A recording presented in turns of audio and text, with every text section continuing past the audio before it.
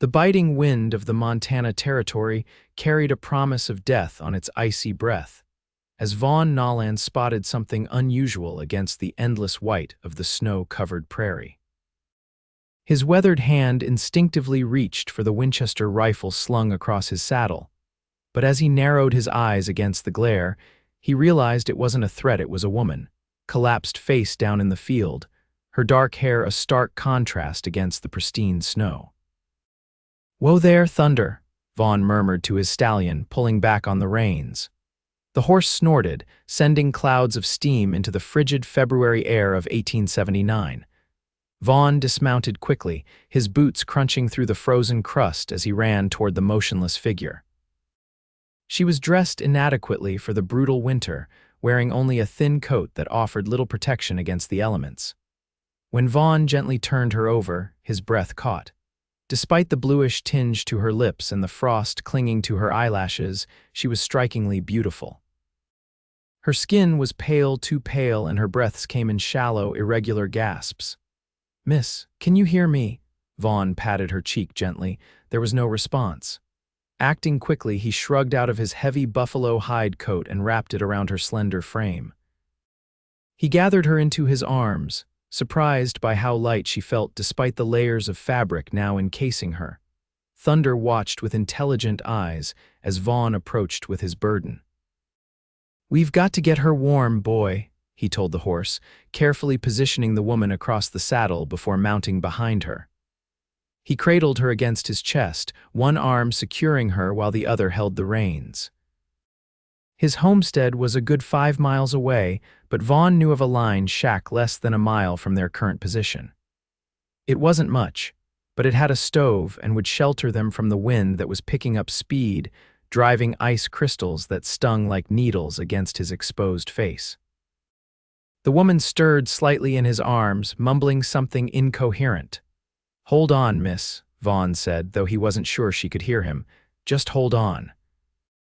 The line shack emerged from the white landscape like a mirage, a simple one-room structure built for cowboys working the range during summer months. It wasn't meant for winter habitation, but it would have to do. Vaughn maneuvered Thunder close to the door, then dismounted carefully, keeping the woman secure in his arms. Inside, the shack was frigid but blessedly free from the cutting wind. Vaughn laid the woman on the narrow cot in the corner and worked quickly to start a fire in the small iron stove. His fingers, numbed by the short ride without his coat, fumbled with the matches, but soon a small flame caught the kindling. While the fire built, Vaughn returned to the woman. He removed her wet boots and chafed her feet with his hands. Her skin was ice cold to the touch. Hypothermia, he recognized, having seen it take too many lives on the frontier. He knew what needed to be done, though the propriety of it made him hesitate. "Miss, I need to get you warm," he explained, though she remained unconscious. "I apologize for the liberty." Vaughn worked methodically, removing her outer garments and replacing them with his dry, spare shirt from his saddlebag. He piled every available blanket on top of her, then added more wood to the stove. The small space began to warm, but the woman's condition remained concerning. Her breathing was shallow, and she hadn't regained consciousness. There was only one solution. Vaughn had seen it done before, during his time with the cavalry. Body heat was the most effective way to warm someone suffering from the cold. With a silent prayer for forgiveness, he removed his boots and slid under the blankets beside her, pulling her gently against him.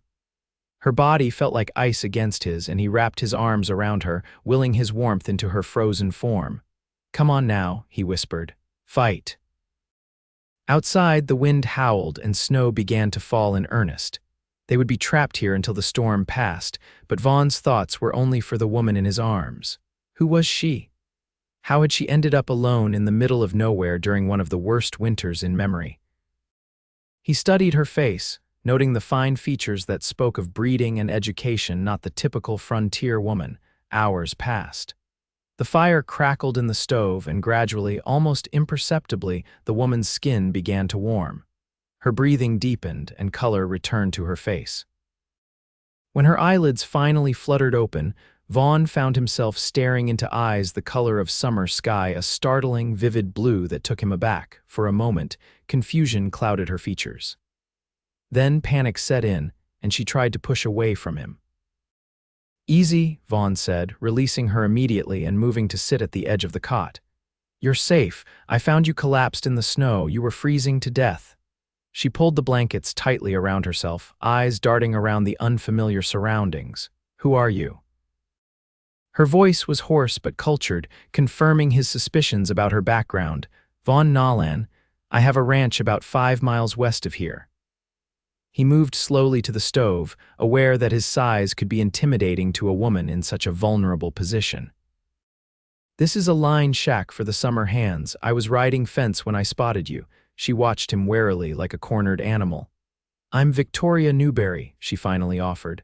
"I was traveling to Miles City when our stagecoach was attacked." Vaughn tensed. "Indians?" "No." Victoria shook her head. "Men, white men in masks. They shot the driver and the guard. I ran when they were occupied with robbing the other passengers." A shudder ran through her. "I don't know what happened to the others. I just ran until I couldn't anymore." Vaughn poured coffee from the pot he'd set to boil and offered her a cup. "That was yesterday, most likely. You're lucky to be alive, Miss Newbury, a night in those temperatures." He didn't need to finish the sentence. Victoria accepted the cup with trembling hands. "Thank you for saving my life, Mr. Nolan." "Vaughn," he corrected gently. "And you're welcome, though I suspect we're not out of trouble yet. That storm's picking up. We might be here for a day or two." Victoria's eyes widened at his words, and Vaughn understood her concern. A single woman stranded with an unknown man, it would be scandalous if anyone found out, regardless of the circumstances. "I give you my word as a gentleman that you have nothing to fear from me," he assured her. "I'll sleep on the floor." Some of the tension left her shoulders, and she nodded gratefully. "I appreciate that, Mr. Vaughn." As the day progressed, the storm intensified, transforming the plains outside into a howling white nightmare. Vaughn busied himself with making the shack as comfortable as possible, cooking a simple meal from his provisions and ensuring the fire stayed strong. Victoria remained mostly silent, though he caught her watching him when she thought he wasn't looking. "You're not from around here," Vaughn observed as they shared a meal of beans and jerky. "No," Victoria admitted. "I'm from Boston. I was coming to meet my fiancé." Her voice caught slightly on the word. "He's an officer at Fort Keogh." Vaughn felt an unexpected twinge of disappointment at the mention of a fiancé, but kept his expression neutral. "That's quite a journey to make alone." Victoria looked down at her plate. "It wasn't my choice. My father arranged everything." There was a note of bitterness in her voice that suggested there was more to the story, but Vaughn didn't press. "Well, as soon as this storm breaks, I'll get you to Miles City safely," he promised. "Thank you." Victoria hesitated, then asked, "What about you?" "Have you always lived in Montana Territory?" Vaughn shook his head. "I came west after the war, served with the Union Army, worked as a scout for the cavalry for a few years, then saved enough to buy my own spread. It's not much, but it's mine." "Do you have family?" "Not anymore." Vaughn's voice was steady, but old grief flickered across his features. "Lost my parents before the war and my brother at Gettysburg." Victoria's expression softened. "I'm sorry," Vaughn shrugged. "It was a long time ago. What about your family? Besides your father, I mean." "My mother died when I was 16. Victoria's fingers traced the rim of her cup. "It's just father and me now, and soon, I suppose, my husband." The last word seemed to stick in her throat. "You don't sound particularly enthusiastic about your coming marriage," Vaughn observed, immediately regretting his frankness. "Forgive me, that's none of my business." To his surprise, Victoria gave a small, rueful smile. "Is it that obvious?" "Captain Theodore Harrington is my father's choice, not mine. We've met exactly twice, both times under my father's watchful eye, but he has good prospects and comes from an excellent family, so—" She trailed off with a resigned shrug. "That's how it's done in Boston, I take it." "In my world, yes." Victoria looked around the humble shack. "I imagine things are different out here." "People tend to marry for more practical reasons on the frontier," Vaughn acknowledged, "but love isn't unheard of." Their eyes met briefly across the table and something unspoken passed between them. Victoria was the first to look away. "I should rest," she said softly. "I'm still quite weak." Vaughn nodded. "Take the cot. I've slept on worse than this floor." As promised, he made a pallet for himself by the stove, giving Victoria as much privacy as the small space would allow. Outside, the storm continued to rage, but inside, an unexpected peace settled over Vaughn. Despite the circumstances, there was something comforting about having another person's presence after so many years of solitude. He listened to Victoria's breathing as it deepened into sleep, and eventually drifted off himself, lulled by the howling wind and the crackling fire. Vaughn woke before dawn to find the storm had finally broken. The world outside was transformed, buried under feet of pristine snow that glittered in the pale pre-dawn light. The temperature had plummeted further, and he quickly stoked the fire back to life before Victoria woke. She stirred as the smell of coffee filled the small space. "Is it morning already?" "Just about." Vaughn passed her a steaming cup. "Storm's passed, but we've got another problem. Snow's deep, too deep for Thunder to navigate safely with 2 riders." Victoria sat up, pulling the blankets around her shoulders. "What does that mean?" "It means we wait," Vaughn said simply. "A day or 2 for the sun to do its work, then we can make for my ranch. From there, I can get you to Miles City." Disappointment and something like relief crossed Victoria's face. "I see. Well, I'm grateful for your hospitality, however extended it might become." The day passed slowly. Vaughn ventured outside briefly to care for Thunder, who was sheltered in a lean-to attached to the shack. The cold was bitter, the kind that burned the lungs with each breath, but the sky was clear and bright. The snow would start to compress under the sun's influence. Inside, Victoria had taken it upon herself to bring some order to the shack's interior. Her color was better today, the blue tinge gone from her lips, replaced by a healthy pink. She moved with growing confidence, though Vaughn noticed she tired quickly. "Tell me about your ranch," she requested as they shared lunch. Vaughn wasn't used to talking about himself, but he found himself describing the modest spread he'd built over the last decade, the small but sturdy cabin, the corral where he broke horses to supplement his cattle income, the creek that ran through the property providing year-round water. "It sounds lovely," Victoria said, and to his surprise, she seemed sincere. "It's not Boston," Vaughn replied with a small smile. "Boston has its charms," Victoria acknowledged, "but also its constraints, especially for women. And the frontier doesn't have constraints." Vaughn raised an eyebrow. Victoria considered this. "Different ones, I imagine, physical hardships rather than social ones. But at least out here, a woman's worth isn't measured solely by her marriage prospects and ability to host dinner parties." Vaughn laughed. "No, out here a woman is valued for her ability to work from dawn to dusk, birth children without a doctor, and shoot straight if Indians or outlaws come calling." "You make it sound so appealing," Victoria said dryly, but she was smiling. "It's not for everyone," Vaughn admitted. "But there's freedom here if you're willing to pay the price for it." Victoria's smile faded, and she looked down at her hands. Freedom, what a lovely thought. Vaughn found himself wanting to know more about this woman who spoke of freedom with such longing. "Your fiancé, does he plan to stay in the army for the foreseeable future?" Victoria nodded. "Father says it's an honorable profession for a gentleman." "And what do you say?" Victoria looked startled by the question. No one's asked me that before. I'm asking now." She was quiet for a long moment. I think I would prefer a husband whose profession didn't require him to be away fighting for months or years at a time. I've seen what army life does to women, always waiting, always worrying." "Have you told Captain Harrington this?" "Of course not," Victoria said with a small laugh that held no humor. "Our conversations have been limited to the weather and his recent promotion." Vaughn shook his head. "Seems like a poor foundation for a marriage." "It's not about foundation, it's about suitable matches and social standing." Victoria's voice was resigned. "Love is a luxury not all of us can afford." The words hung in the air between them, heavy with unspoken implications. Vaughn found himself studying Victoria's face, the delicate curve of her cheek, the determination in her jaw, the intelligence in her eyes. She was nothing like the frontier women he occasionally encountered in town, with their hard-worn faces and practical attitudes. Yet there was a resilience to her that suggested she might adapt to this harsh land better than one might expect. As if sensing his scrutiny, Victoria met his gaze. For a moment neither spoke, and Vaughn felt something shift between them, a recognition, perhaps, of kindred spirits despite their vastly different backgrounds. The moment was broken by a distant howl wolves, sensing prey in the aftermath of the storm.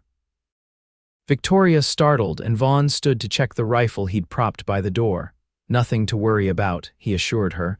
"They won't come near the fire." That night, despite Vaughn's protests, Victoria insisted he take the cot. "You've been sleeping on the floor for 2 nights now," she argued. "And you saved my life. The least I can do is allow you a proper rest."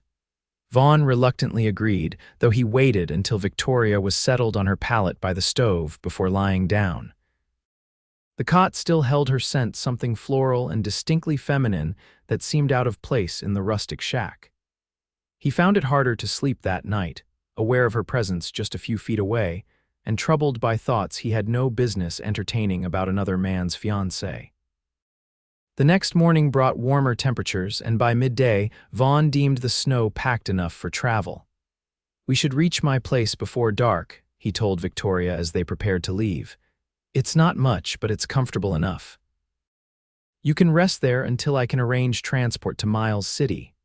Victoria had changed back into her own clothes, now dry, though she accepted Vaughn's spare coat gratefully. "I've imposed on your kindness far too long already." "It's no imposition," Vaughn said honestly. "Been a while since I've had company." He helped her mount Thunder, then swung up behind her. The arrangement was intimate by necessity, and Vaughn was acutely aware of Victoria's slender form pressed against him as they set off across the snow-covered landscape. They rode mostly in silence, conserving energy in the cold. Victoria gasped in appreciation as they crested a rise and Vaughn's ranch came into view, a neat cabin with smoke rising from the chimney, a corral to one side, and a small barn.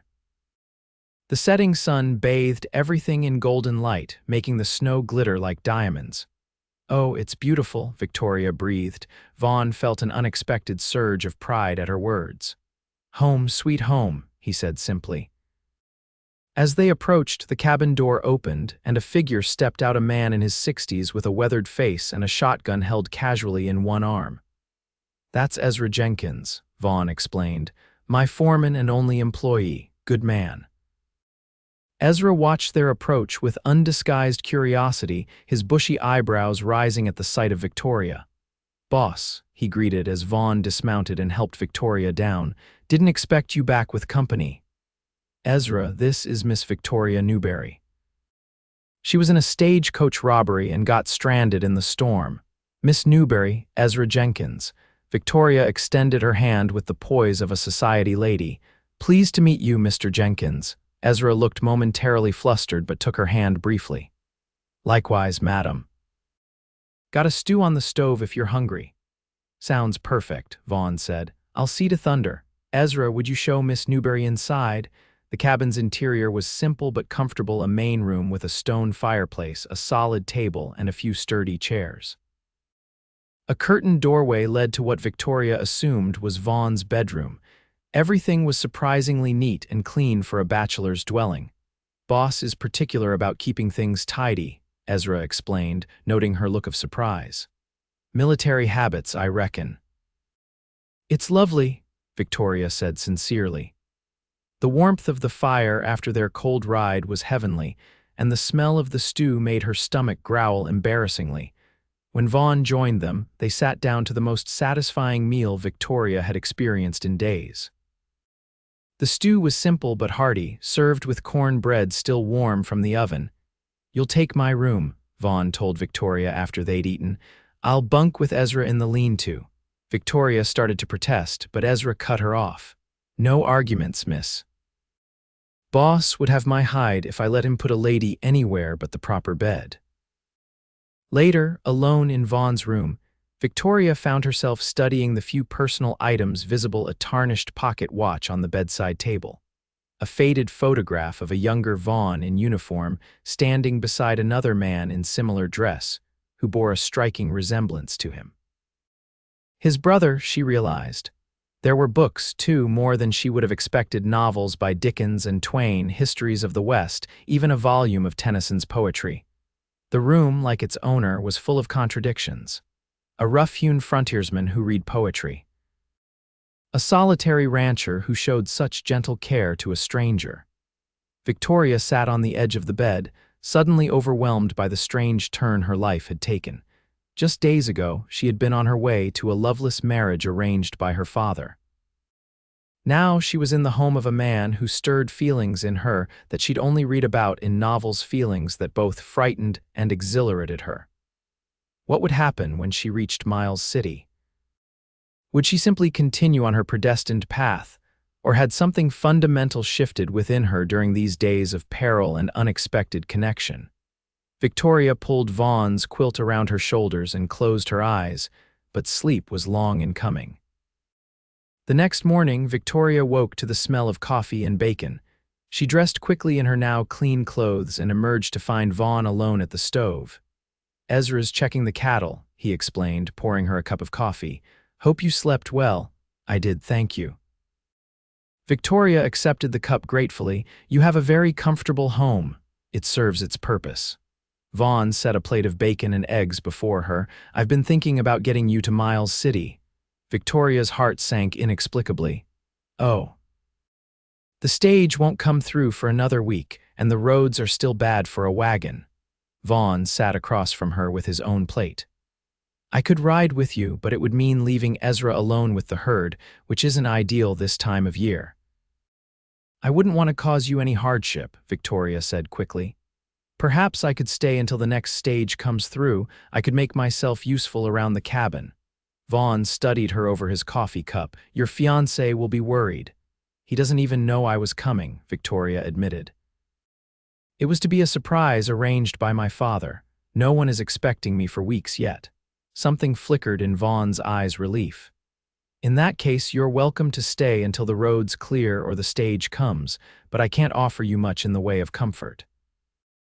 "After nearly freezing to death in a blizzard, your cabin seems like a palace," Victoria assured him with a smile. "And I'm not as helpless as I might appear. I can cook, clean, mend." "Then it's settled," Vaughn nodded. "We'll send word to Fort Keogh when the stage comes through, letting them know you're safe and will arrive when conditions permit." The next days fell into a surprisingly comfortable routine. Victoria took over the cooking and household tasks, freeing Vaughn and Ezra to focus on the ranch work. She found she enjoyed the simple rhythms of frontier life, the satisfaction of baking bread in the wood stove, the quiet evenings by the fire where Vaughn would sometimes read aloud from one of his books.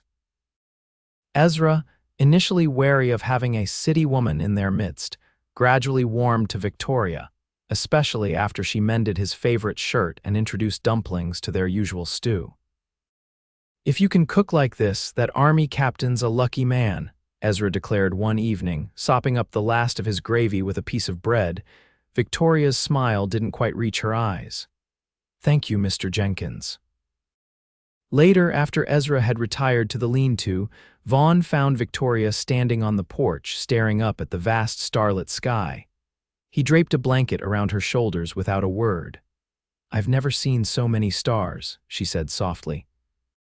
"In Boston, the city lights and coal smoke obscure all but the brightest." "One of the benefits of frontier living," Vaughn agreed, leaning against the porch railing beside her. "Though I reckon most folks would trade it for indoor plumbing and regular mail service." Victoria laughed. "Perhaps. But there's something to be said for this kind of beauty." She turned to face him. "Thank you, Vaughn, for the blanket, for everything, for saving my life, for your hospitality, for—" She hesitated. "For treating me like a person rather than a possession." Vaughn frowned. "Is that how you feel? Like a possession?" Victoria looked back at the stars. "My father has always been controlling. After my mother died, it got worse. Everything in my life has been decided for me: my education, my social circle, and now my marriage." She wrapped the blanket tighter around herself. I've never had a say in my own future. And now, Vaughn asked quietly, now I'm not sure what I want, Victoria admitted. For the first time, I'm questioning whether the path laid out for me is the one I should follow. The confession hung between them, charged with implications neither was ready to voice. Vaughn cleared his throat. It's getting late, you should get some rest. Victoria nodded, but before she turned to go inside, her hand briefly touched his on the railing, a fleeting contact that sent warmth spreading through Vaughn's chest despite the cold night air. The days stretched into a week, and still the stage didn't come. The snow began to melt, turning the roads to mud that would be just as impassable as the drifts had been. Victoria found herself secretly grateful for the delay, though she knew each day brought her closer to the inevitable moment when she would have to leave. One afternoon, Vaughn surprised her by suggesting a ride. You've been cooped up in this cabin too long, he said. There's a place not far from here I'd like to show you if you're interested. Victoria eagerly accepted, and soon they were riding double on Thunder, following a narrow trail that wound through a stand of pines. The day was mild for February, the sun warm on their faces as they emerged from the trees onto a rocky outcrop overlooking a stunning valley. Oh my, Victoria breathed, taking in the panoramic view of snow-capped mountains in the distance and the winding creek far below. This is my thinking spot, Vaughn said, helping her dismount. When I first came to this territory, I was still carrying a lot of ghosts from the war. This place helped me find some peace. Victoria settled on a sun-warmed rock, drawing her coat around her. It's magnificent. Vaughn sat beside her, their shoulders almost touching.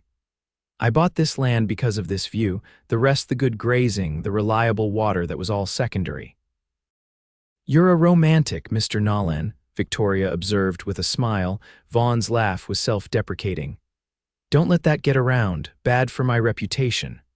They sat in companionable silence, watching an eagle soar on thermals high above the valley. Victoria found herself studying Vaughn's profile, the strong jaw now covered with several days' worth of stubble, the lines around his eyes that deepened when he smiled, the unruly dark hair that curled slightly at his collar. What will you do when you get to Fort Keogh? Vaughn asked suddenly, still looking out over the valley. The question caught Victoria off guard. I'm not sure anymore, she admitted. A week ago I would have said I would marry Captain Harrington as arranged. Now, she trailed off, unable to articulate the turmoil in her heart. Now.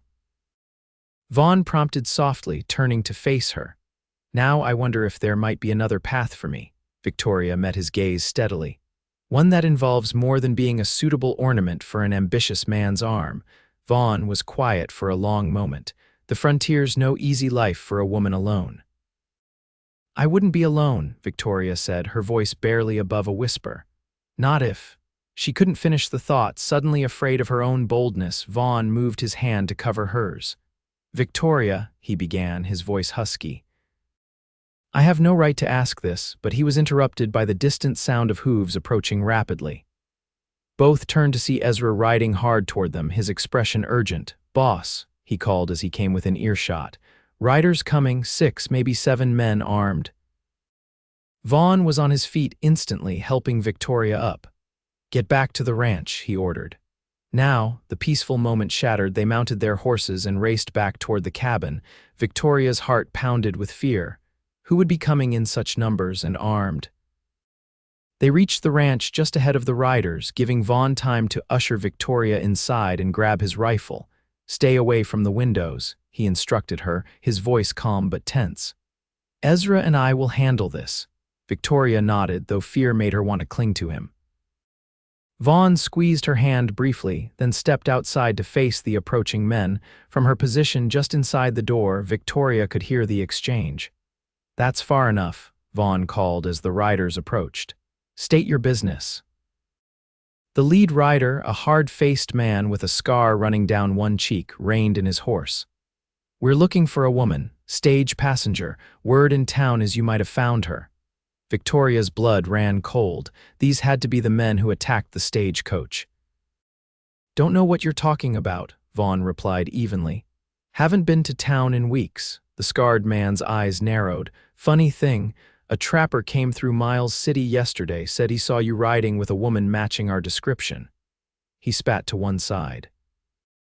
She's carrying something that belongs to us, and we mean to get it back. Victoria frowned in confusion. Carrying something. She had nothing of value except the small amount of money her father had given her for the journey, and even that had been in her reticule, which she'd lost during her flight from the stagecoach. No women here except my wife, Vaughn lied smoothly. And she's been with me for 3 years now.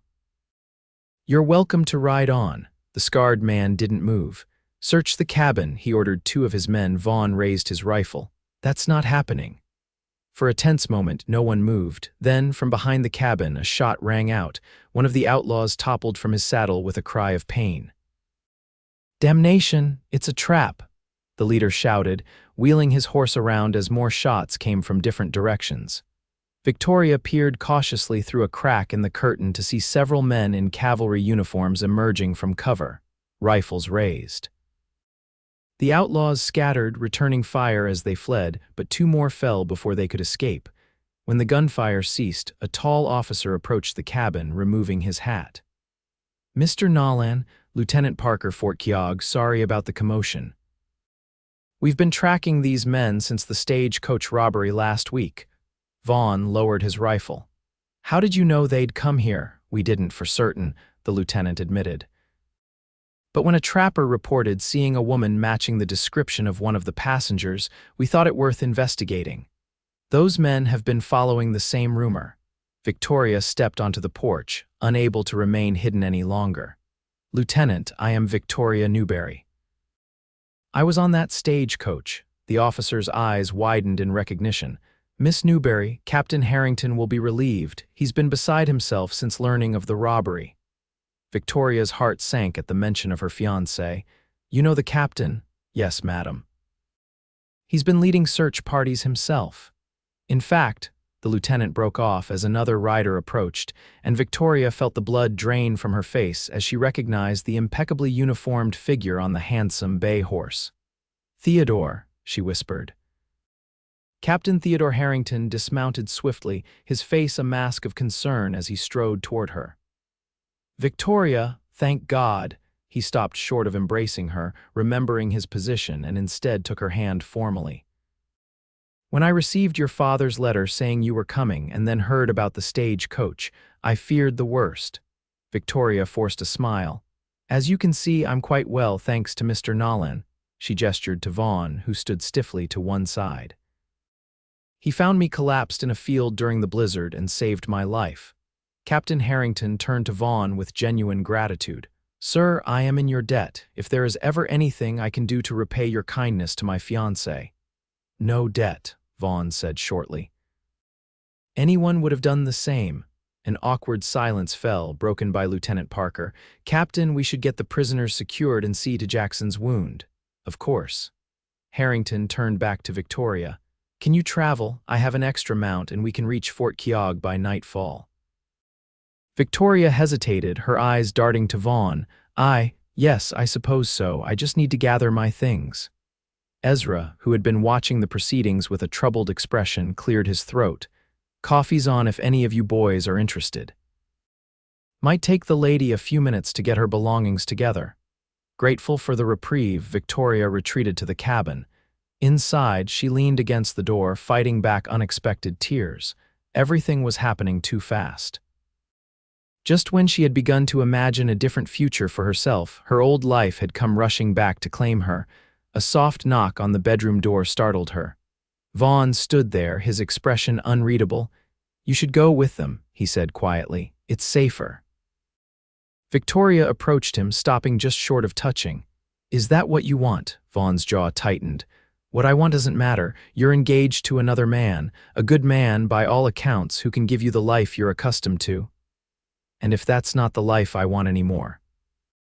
Victoria's voice trembled slightly for a moment. Something raw and vulnerable flashed in Vaughn's eyes. Then his expression shuddered. You've been through a traumatic experience, Victoria. It's natural to form attachments to those who help you through such times. But when you're back in your normal life, you'll see things differently. His words stung like a slap.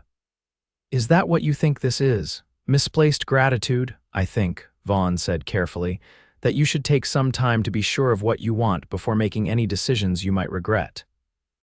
Victoria fought back tears. "And if I'm already sure?" Vaughn didn't answer directly.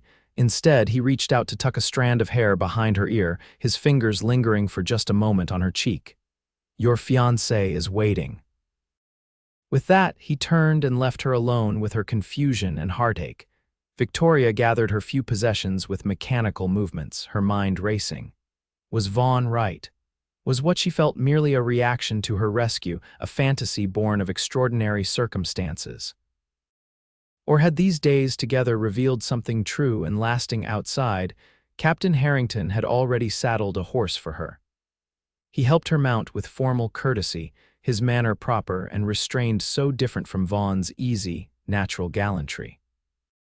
"I cannot tell you how relieved I am to find you safe, Victoria," Harrington said as they prepared to depart. "When your father's letter arrived saying he had sent you to join me earlier than planned, I was concerned about winter travel, but I never imagined such a calamity would befall you." Victoria murmured an appropriate response, but her attention was on Vaughn, who stood watching from the porch, his expression stoic. "Mr. Nolan," Captain Harrington called, "you must visit us at the fort when you're next in Miles City. I insist on properly thanking you for protecting my fiancé." Vaughn nodded once, his eyes meeting Victoria's briefly before he turned away. "Safe travels," he said, and then he was gone, disappearing into the cabin without another word. The journey to Fort Keogh passed in a blur for Victoria. Captain Harrington rode beside her, speaking earnestly of his relief at her safety and his plans for their future together. Victoria responded mechanically, her thoughts still with the quiet rancher who had saved her life, and she was beginning to realize, claimed her heart.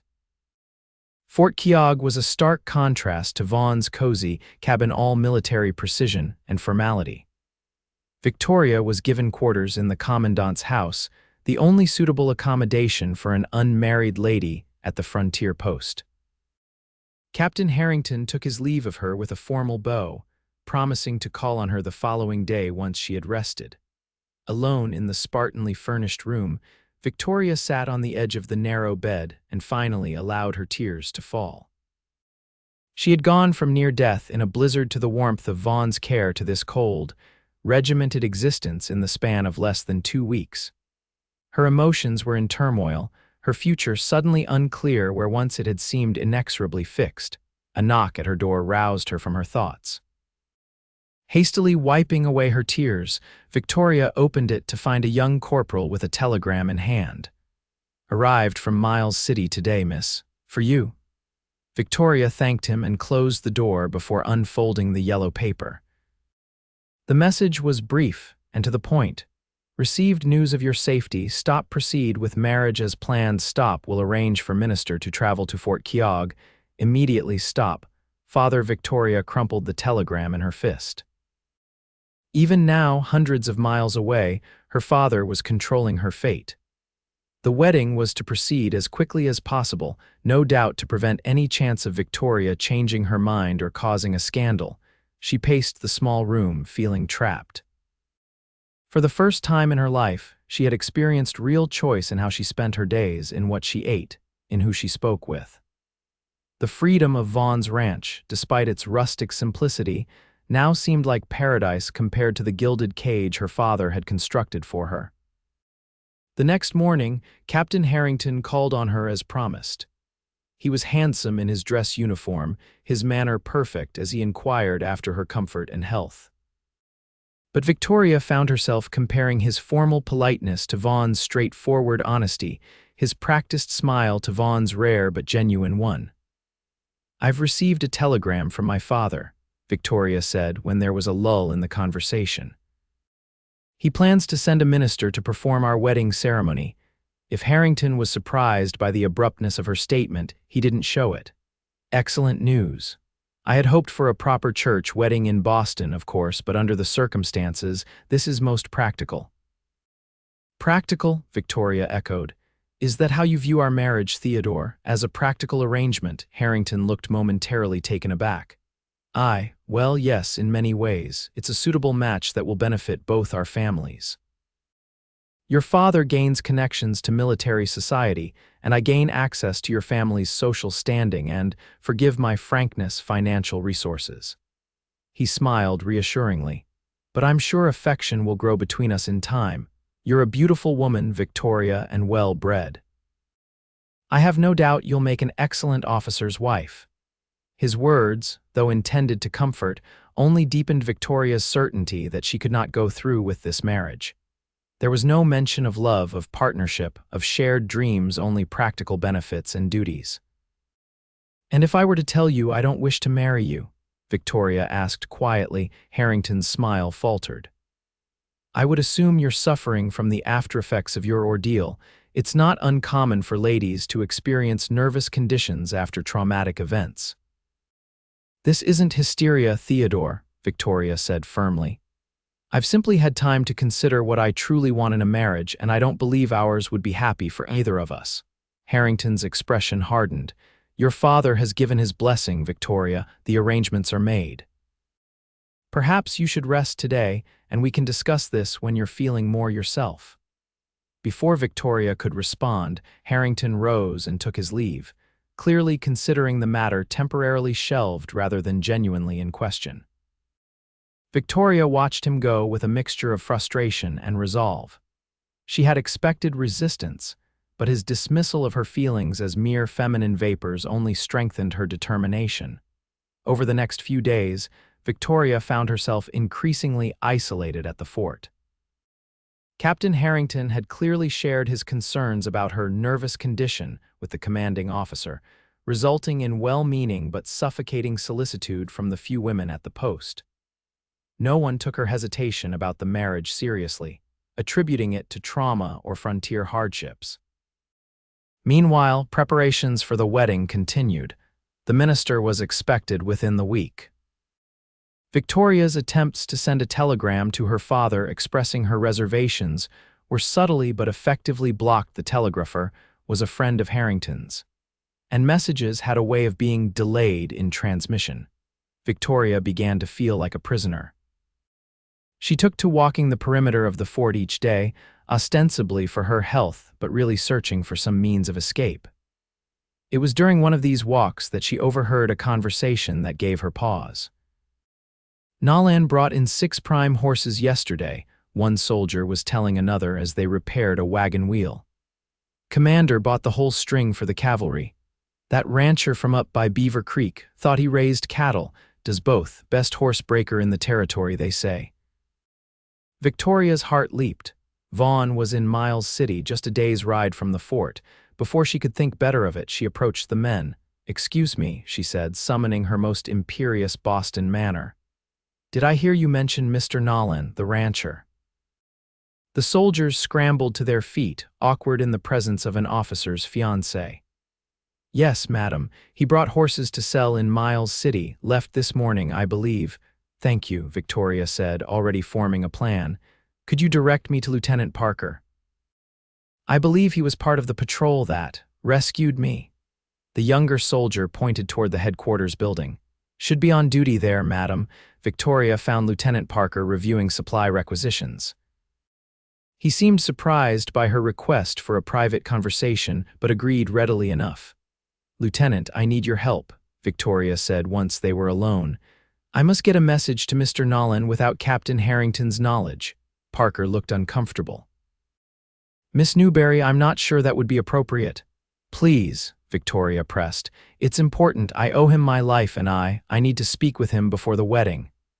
Something in her expression must have conveyed her desperation, for the lieutenant's resistance crumbled. "He mentioned he would be camping at Beaver Creek tonight before heading back to his ranch tomorrow. If you were to write a note, I could have one of my men deliver it discreetly." "Thank you," Victoria said fervently. "I won't forget your kindness." That night, Victoria wrote a brief, urgent message. "Vaughn, I need to see you before I make a decision that will affect the rest of my life. If you feel anything for me at all, please meet me at the old mission ruins 3 miles east of the fort tomorrow at noon. I'll understand if you don't come." Victoria, Lieutenant Parker's trusted corporal, rode out with the message before dawn. Victoria spent the morning in an agony of anticipation, making excuses to avoid Captain Harrington and planning her escape from the fort. She had no horse of her own, but she had observed that the commander's wife often rode in the late morning and left her mare tethered outside the sutler's store while she shopped for supplies. At 11:30, Victoria put her plan into action. Dressed in her warmest clothes, with a small bundle of provisions secured from the kitchen, she slipped out of the commandant's house and made her way casually toward the sutler's store. The commander's wife was inside, as expected, and her gentle bay mare stood patiently outside.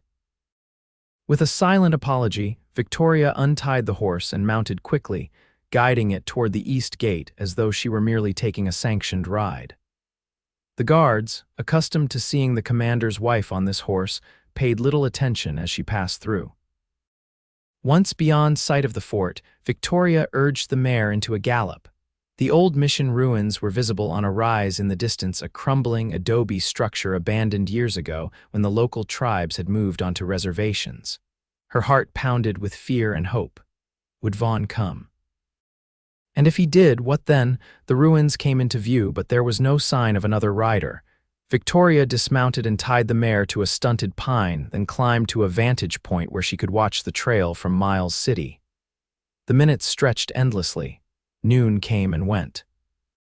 Victoria's hope began to fade. Perhaps her message hadn't reached him. Perhaps he had received it but decided not to come. Perhaps the sound of hoofbeats made her turn sharply.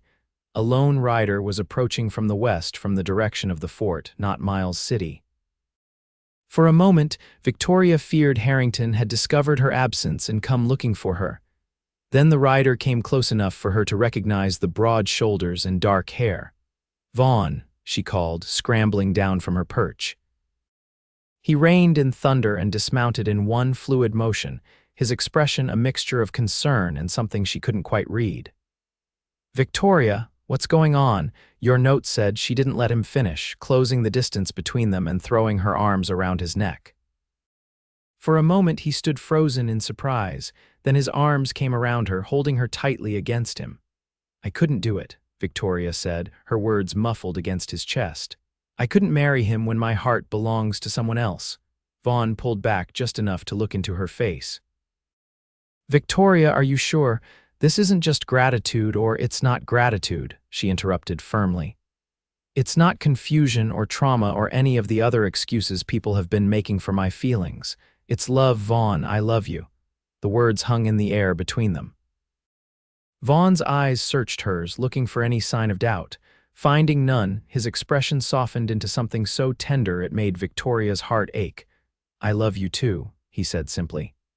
"Have since the moment you opened those blue eyes and looked at me in that lined shack. But your life, your world, it's so different from mine." "My world was a cage," Victoria said.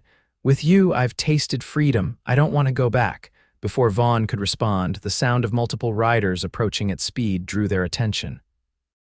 Victoria turned to see a small party of soldiers cresting the rise, led by Captain Harrington. "They found me," she whispered, instinctively moving closer to Vaughn. Harrington reined in his horse sharply when he saw them, his face darkening with anger. "Victoria, what is the meaning of this?" "The entire fort is searching for you." Vaughn stepped slightly in front of Victoria, his posture protective but not challenging. "Captain, I believe Miss Newbury has something to tell you." Harrington dismounted, ignoring Vaughn and addressing Victoria directly. "Whatever confusion this man has caused you, it ends now. You're returning to the fort with me immediately." Victoria squared her shoulders. "No, Theodore, I'm not going back, not to marry you at least." "This is absurd," Harrington scoffed. "You're overwrought. This ruffian has clearly taken advantage of your vulnerable state. The only person taking advantage is you," Victoria cut in, her voice steady. "You don't love me. You don't even know me. You want a suitable wife to advance your career, and my father wants a military connection for his business interests. But I won't be traded like cattle." Harrington's face flushed with anger. "Your father has given his blessing to this union. You have no say in the matter." "She has every say," Vaughn interjected quietly. "This isn't Boston, Captain. Out here, a woman can choose her own path." Harrington turned to Vaughn with contempt. "Stay out of this, rancher. This is none of your concern." "It became my concern when I found her half dead in that field," Vaughn replied, his voice low but intense. "And it's my concern now because I love her, if she'll have me." Victoria's hand found Vaughn's, their fingers intertwining. "I will," she said softly. Harrington looked from one to the other, realization and fury warring on his features. "This is preposterous. Victoria, think of your reputation, your family. I have thought of little else for years," Victoria replied. "Now I'm thinking of my happiness." For a moment it seemed Harrington might try to force the issue. The soldiers behind him shifted uncomfortably, clearly uncertain about their role in this personal drama. Then, with visible effort, Harrington regained his composure. "Very well," he said coldly, "make your choice. But don't expect to be welcomed back when this infatuation runs its course." Victoria lifted her chin. "It won't, but I appreciate your concern." Harrington turned on his heel and remounted his horse. "The commander's wife would like her mare returned," he said stiffly. "I'll send a man to collect it tomorrow." With that, he wheeled his horse around and signaled to his men. They departed in a cloud of dust, leaving Victoria and Vaughn alone once more. "Are you absolutely certain?" Vaughn asked when the riders were out of sight. "Frontier life isn't easy. No fancy dresses, no servants, no society balls." Victoria smiled up at him. "No controlling father, no loveless marriage, no gilded cage." She reached up to touch his cheek.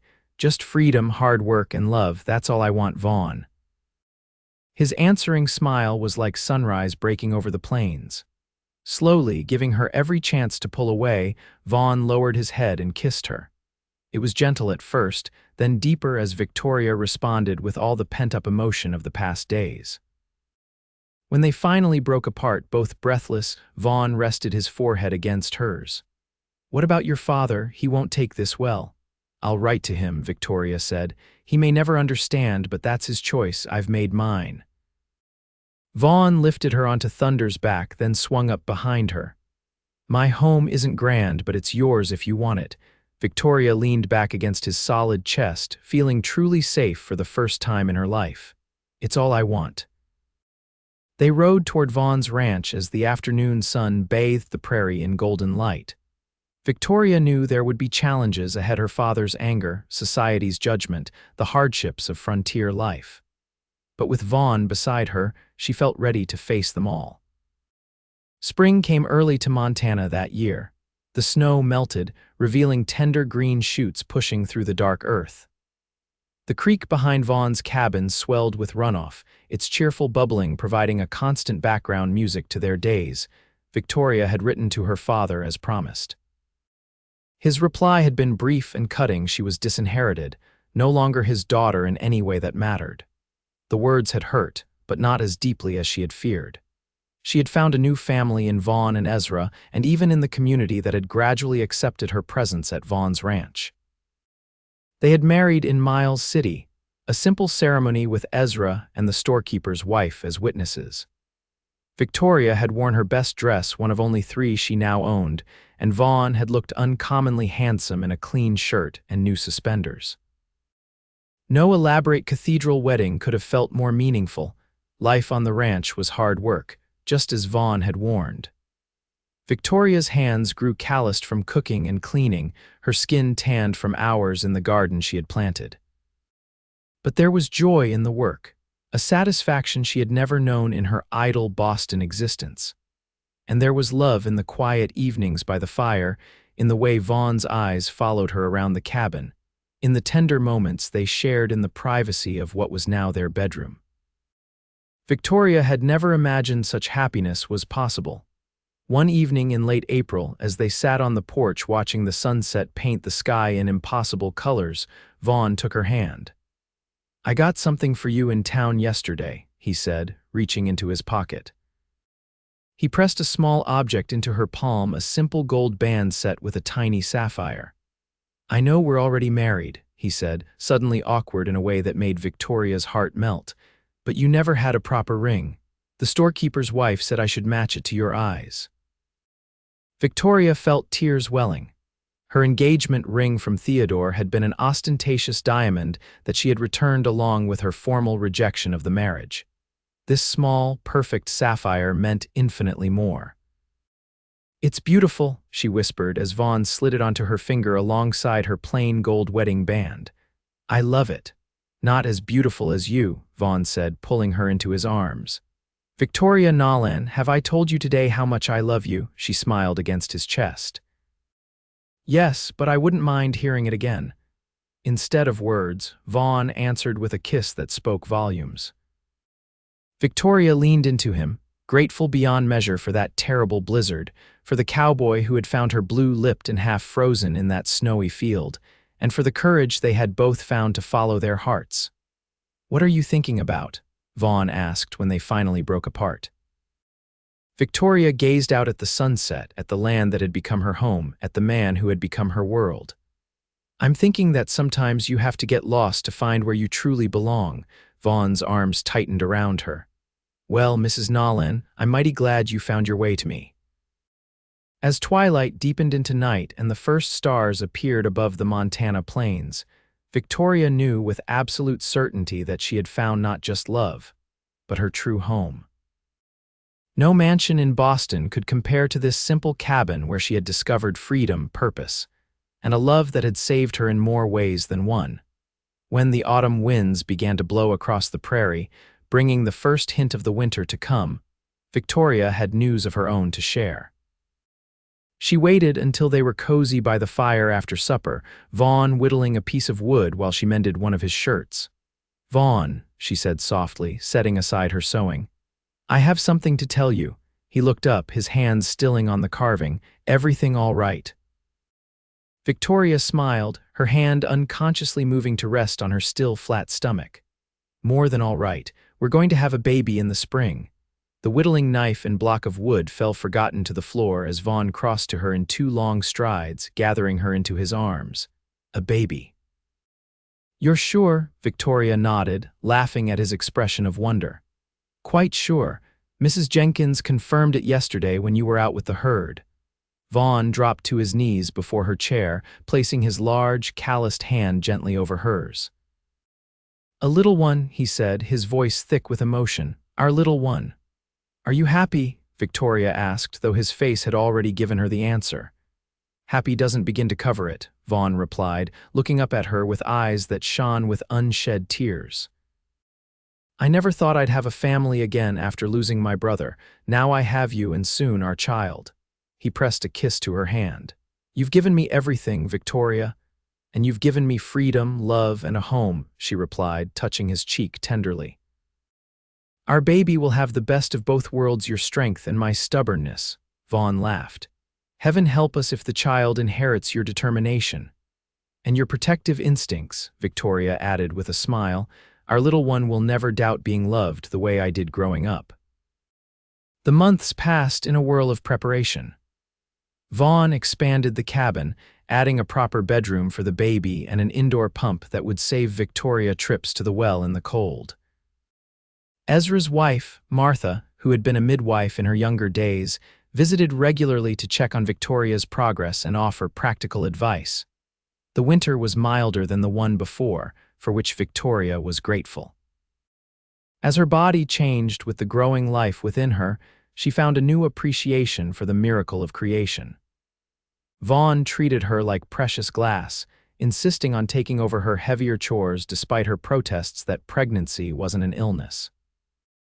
In early April, just as the first wildflowers were beginning to dot the prairie, Victoria went into labor.